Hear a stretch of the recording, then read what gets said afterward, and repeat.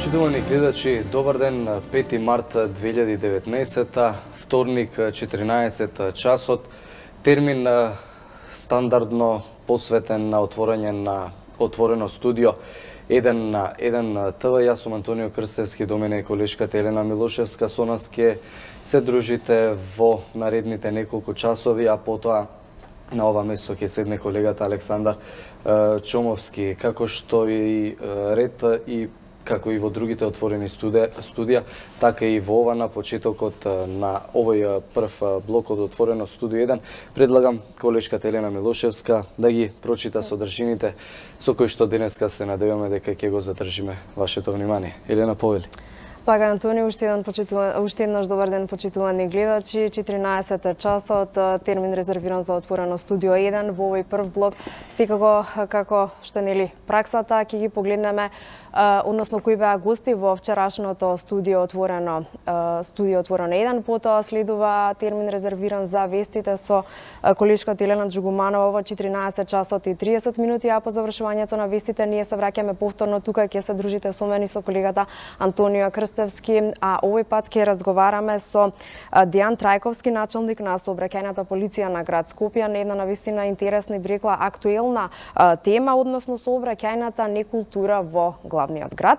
По завршувањето на овој втор блок отворено студио 1 следува уште еден термин резервиран за вестите, односно во 16 часот повторно со колешката Елена Джугуманова, а веднаш по завршувањето на вестите следува кујна, односно Маја готви. Откако ќе заврши ова кулинарско шоу, ние се враќаме во третиот блок отворено студио 1 со почеток во 17 часот, каде што овој пат ќе разговараме со Душко Весковски, директор на јавното предпријатие Водовод и канализација, на темата каква вода пијат жителите на Скопје и дали навистина скопската е една од најчистите води во Европа.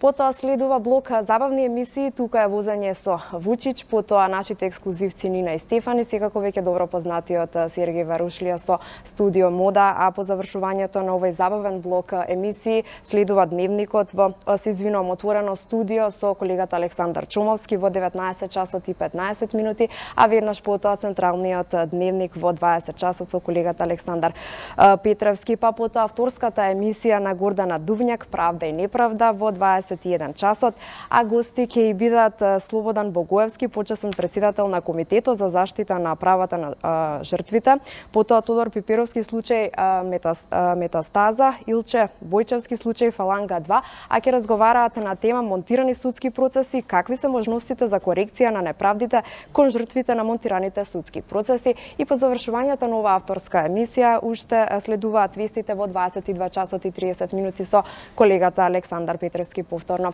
Ова се накратко најавите, односно што ќе гледате денеска на 1 ТВ, сега ние продолжуваме понатаму.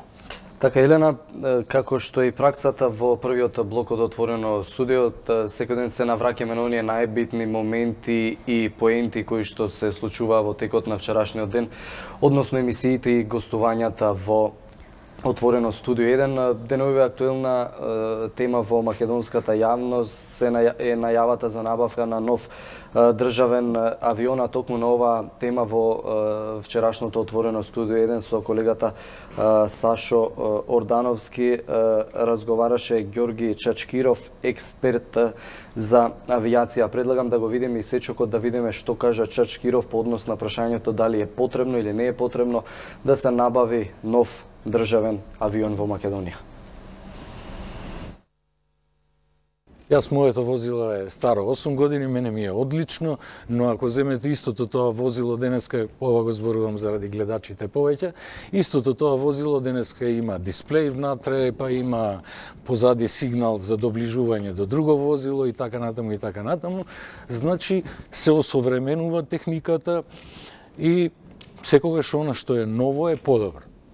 Второ, и во однос на тоа дали треба и каков и треба авион, повторно треба да се направи една анализа и да се определи точно за кој авион ќе биде на кој авион ќе биде насочена целата таа активност, која опфаќа многу елементи. Прво треба да се изработат внатрешните документи, самото оперирање, да се види со како стручен кадар се располага внатре во самата авиослужба, зборам. Агенцијата е таа која контролира, но самата владина служба треба да го авиослужба треба да го изработи тоа. Сега тоа е едниот елемент. Вториот елемент малку ќе направам една дигресија. Ќе речам, ако бараме авион кој ќе лета како што лета овој, тогаш не ни треба. Објасните ми го тоа. Еве ќе го објаснам сосема конкретно. Според податоците кои ги слушам, затоа реков не сум толку одговорен и можда некаде ќе направам некоја грешка, но според податоците кои ги слушам, овој авион последните години има налетано во просек по 200 часови годишно. Тоа претпоставувам многу малку. Тоа е еден минимум кој е минимум. Значи, ако зборуваме и понатака да имаме авион кој владата и службите ќе го користат по 200 часови односно годишно, тоа е сосема мал налет. Макар што одма да кажам дека годинава приметувам дека се користи многу повеќе. То претпоставувам дека бидејќи за оваа анализа за која разговараме, меѓу другото треба да биде и анализа на потребите, кои се државните потреби од какво летало. Претпоставувам дека капацитетот на седиштата со кој располага овој авион, неговиот домет, неговата како да кажам подложност на сервиси, чести поредки и така натаму, веројатно се еден од факторите и зошто толку релативно малку е летано со него. Па добро, може да се каже и така, но во основа јас и овој авион кога се набавуваше и претходните авиони кога се набавуваа, не бев тој кој прифаќаше да се купува авион во кој председателот, премиерот или председателот на собрание ќе влегуваат во сопствен авион со наведната глава. Не е доволно висок, нема кабина доволно височина за комотно да се исправи и така натаму и така натаму. Друго, тој ги задоволуваше потребите во овој период и технолошки и она што ние го развивавме како соработка во регионот. Ај малку за публиката, што значи каков е неговиот домет? Задоволува ли целиот европски континент да го покрие? Па европскиот простор тој го покрива.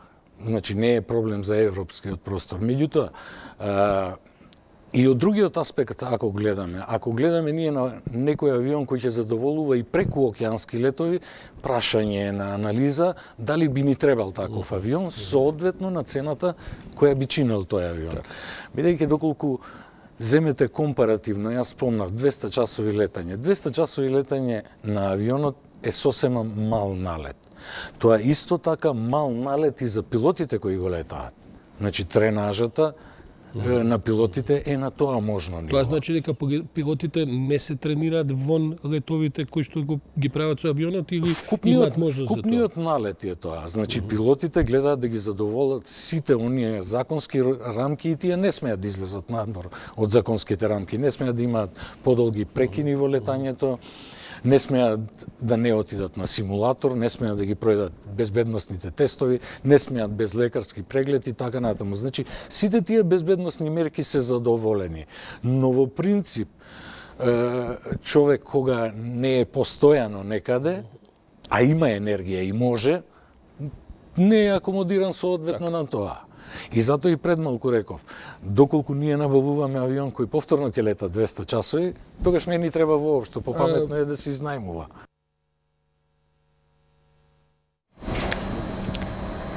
Да, тоа беше дел од вчерашното гостување во Отворено студио 1, а домаќинот Саша Ордановски имаше уште други двајца гости. Тоа беа Джонатан Кац, постар советник, и Жигица Паговски, менаџер за стратешки партнерства.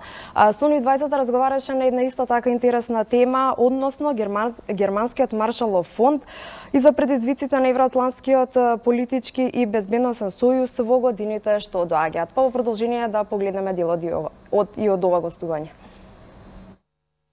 You probably had enough, you were very busy in the Balkans because here for democracy and transitions, we are living this in the last 3 decades, I guess. So, Žikica, what is the cooperation between the region in this sense? You have office in Belgrade, but your operations are probably in most of the countries in the Balkans? Yeah, I mean, the Belgrade office generally covers all the Balkan countries and works with the Balkan countries, as Jonathan said, to strengthen democracy and civil society. And we had a crucial role. I think, during the political crisis in Macedonia by supporting the civil society organizations here and trying to build this sense of citizenry in the country. But also we have the our office in Bucharest that covers the Black Sea region. So, I mean, our region here in the Western Balkans, but also the larger Black Sea region are pretty much covered with our operations. And we also do some programming here in Macedonia, but in the other Balkan countries through our offices based in Brussels and Berlin.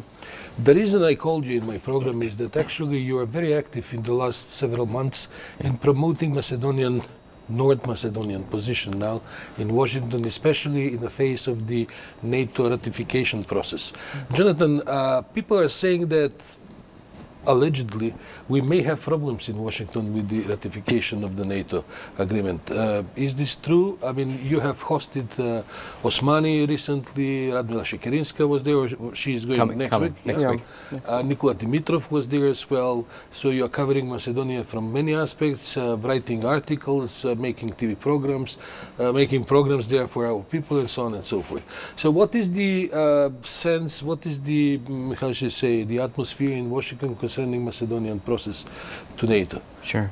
Well, first, the PRESPA agreement is seen and is strongly supported in Washington. And this includes both Democrats and Republicans in Washington. And I think you would find no daylight between the position and strong support and appreciation for the leadership here in North Macedonia for really stepping out on a difficult issue, one that I know is deeply felt by Macedonians as well, and in Athens and in Greece. And so I think first and foremost, everybody is appreciative that there's been this extraordinary leadership. Second, everybody is supportive across the board of Euro-Atlantic integration, NATO membership, the invitation, the protocol. Everything is moving forward in the right direction. I think the main challenge in Washington is not about whether Congress will support this agreement, support NATO accession and North Macedonia moving in that direction. It's a question of whether or not the President of the United States, who has been up to this point, couldn't be any more supportive through letters in support, sending General Mattis, sending top U.S. officials to Skopje in a way that we haven't seen previously. The question at the end of the day is, will the President sign off on that NATO membership? And those are the things that that we as a think tank in Washington, a bipartisan think tank, can continue to speak and bring in leaders from Skopje to help make the case as to why this is important. What is the prospect for how long this process will take? Can we expect that, because there is a summit in London at the end of this year of NATO, 70 years of the establishment foundation of the organization. Can it be done until December, or it will go next year? What's the prospect for? Yeah, I mean, it's realistic. I think that we can expect for the US to ratify the protocol by the end of the year. In terms of process, how this works is usually, I mean, the Pentagon, which is the Ministry of Defense in the US, practically will prepare all the kind of the resume about why Macedonia should become a member, and will work closely with the White House and the National Security Council. So it will be expected that the White House will send the protocol, and President Trump will send the protocol for ratification in the Senate, and then the Senate will need to deliberate about the whole. It will take months, I guess. Yeah, it will take. And then when the Senate ratifies that, they send it back to the desk of the President to finally sign off. The issue is that if we look comparatively what happened with Montenegro, the process was, I think, longer than a year. But we have a Slovenian lady there, so she can. Yeah, let's hope that push the she can push the process. No, I'm not afraid of that. I mean, I think that there could be a couple of hiccups. Two members of the Senate voted against the membership of Montenegro, and I think we can expect the same to happen with Macedonia, to potentially 3. It's democracy. Yeah, it is democracy, but the problem is that they also can place a motion to hold for the vote, which can last like 1 month, or if the 2 senators place it, it can last 2 months, which will delay the process. And we know how the whole issue is sensitive, and I mean, it's needed to be closed as soon as possible. So those small things, I think, can provoke a problem.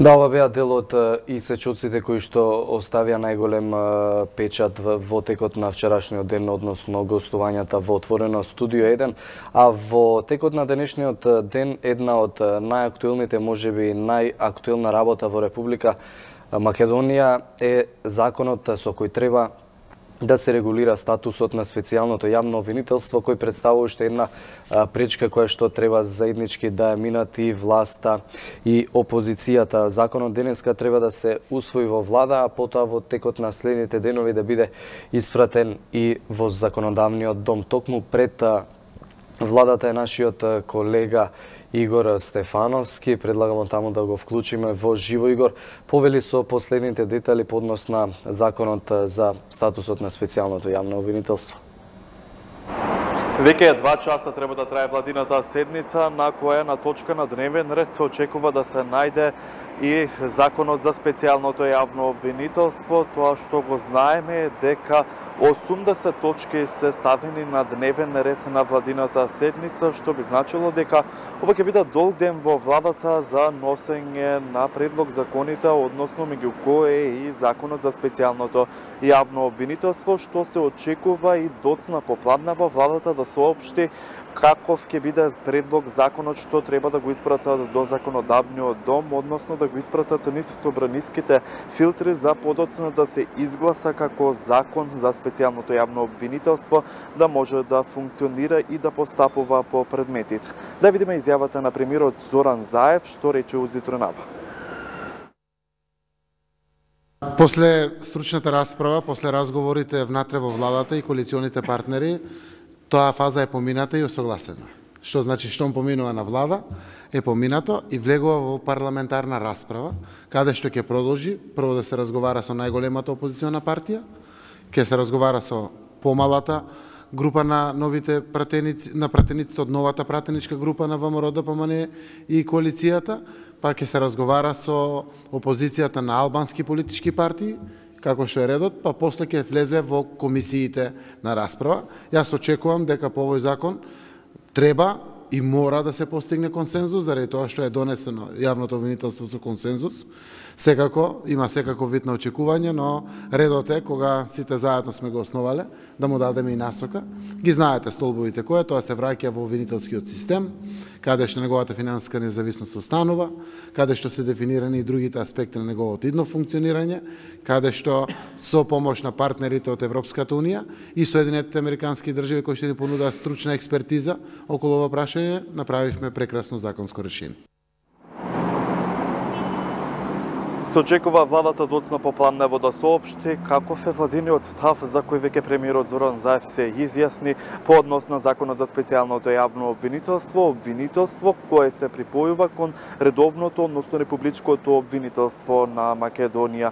Тоа што е новина дека специјалното јавно обвинителство ќе може да постапува по сите предмети без ограничен период, а паралелно за 2 години се очекува јавните обвинители во 3 наврати, во 3 етапи да се спојат кон јавното обвинителство со посебна финансиска независност од редовното обвинителство, а паралелно специјалното да гони и висок криминал.